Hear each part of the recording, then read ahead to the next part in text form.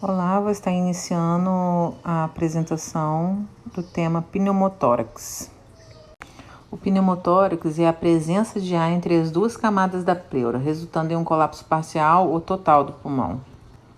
No caso, esse acúmulo de ar no espaço pleural gera o aumento da pressão intrapleural, tornando-se positiva e gerando a compressão pulmonar subjacente. O pneumotórax ele pode ser de dois tipos, traumático ou espontâneo. O traumático ele pode ser penetrante ou contuso. Penetrante é quando o ar vaza para o espaço pleural pela parede torácica ou danificação pulmonar.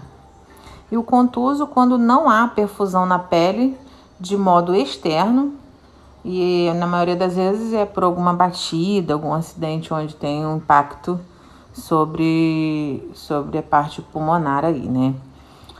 E nós temos o pneumotórax espontâneo, que ocorre devido a bolhas subpleurais apicais, é uma lesão enfisematosa.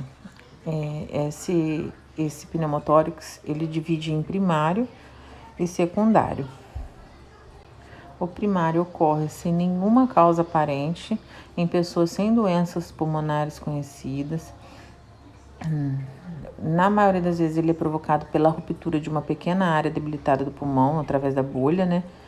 E a doença ela é mais comum em homens altos com menos de 40 anos e fumantes. A maioria das pessoas se recuperam totalmente no caso do primário.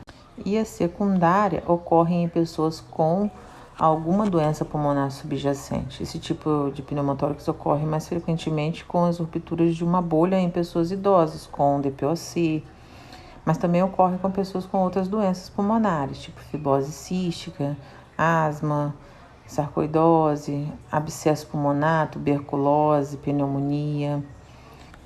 E devido à doença pulmonar subjacente, os sintomas e os resultados geralmente são piores no pneumotórax espontâneo secundário. Temos o pneumotórax de tensão, que é associado a um distúrbio de pressão, onde o ar ele consegue entrar nos alvéolos, mas não consegue sair. Temos o pneumotórax hipertensivo, que ele é associado ao desvio do mediastino, né, e comprometimento hemodinâmico. Causa uma pressão intratorácica elevada, que comprime a veia cava e o átrio. E aí, resulta no extravasamento de ar para o espaço pleural, com dificuldade de sair do pulmão, gerando cada vez mais a sobrecarga pressórica, comprometendo o outro lado do pulmão. E também temos o pneumotórax catamenial, que é uma forma rara de pneumotórax espontâneo secundário, que incide dentro de 48 horas no início da menstruação em mulheres na pré-menopausa e às vezes também na pós-menopausa em mulheres que tomam estrógeno. A causa é a endometriose intratorácica, possivelmente pela migração de tecido endometrial peritoneal através de orifícios diafragmáticos ou por embolização pelas veias pélvicas.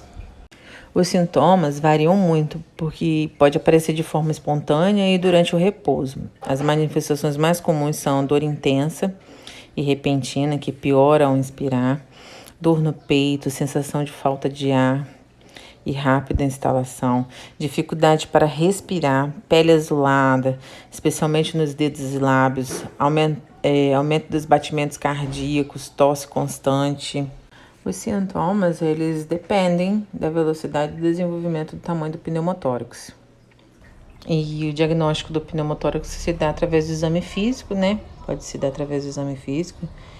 Geralmente pode confirmar o diagnóstico se o pneumotórax for grande, usando um estetoscópio. O médico pode observar se há uma parte do tórax que não transmite sons respiratórios normais e se é produzido um som oco, como produzido por um tambor, quando o tórax é percutido levemente, né, na percussão, no exame físico. Às vezes o ar ele se acumula sob a pele também do tórax, sendo possível ouvir crepitações quando o tórax é tocado. E a radiografia de tórax também serve para fechar o diagnóstico, né? Indica a bolsa de ar e a parte colapsada do pulmão delineada pela fina camada pleural interna.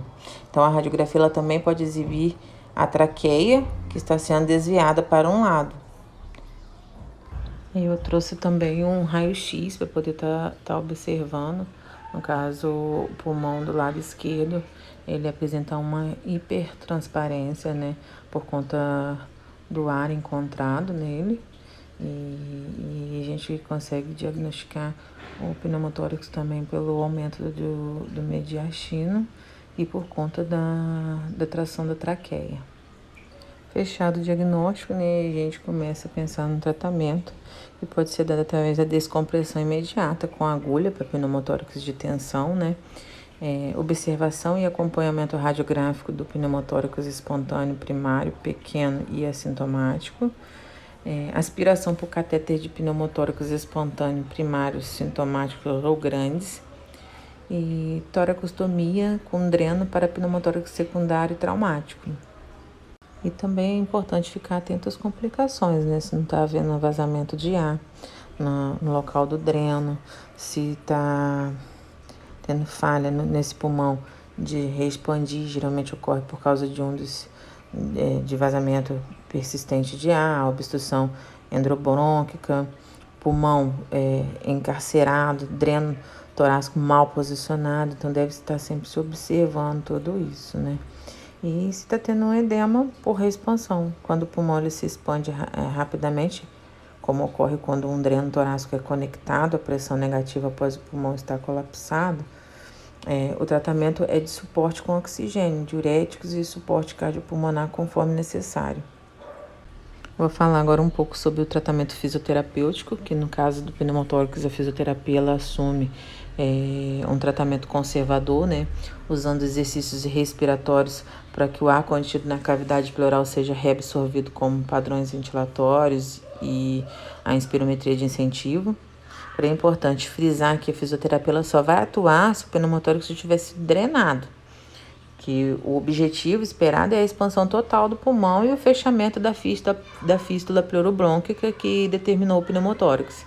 Então, o paciente ele deve ser posicionado em situações que promovam essa drenagem, como o Fowler ou decúbitos laterais, onde o pulmão acometido ele esteja para cima e o pulmão que não esteja acometido para baixo, né, facilitando aí a expansão pulmonar do pulmão comprometido.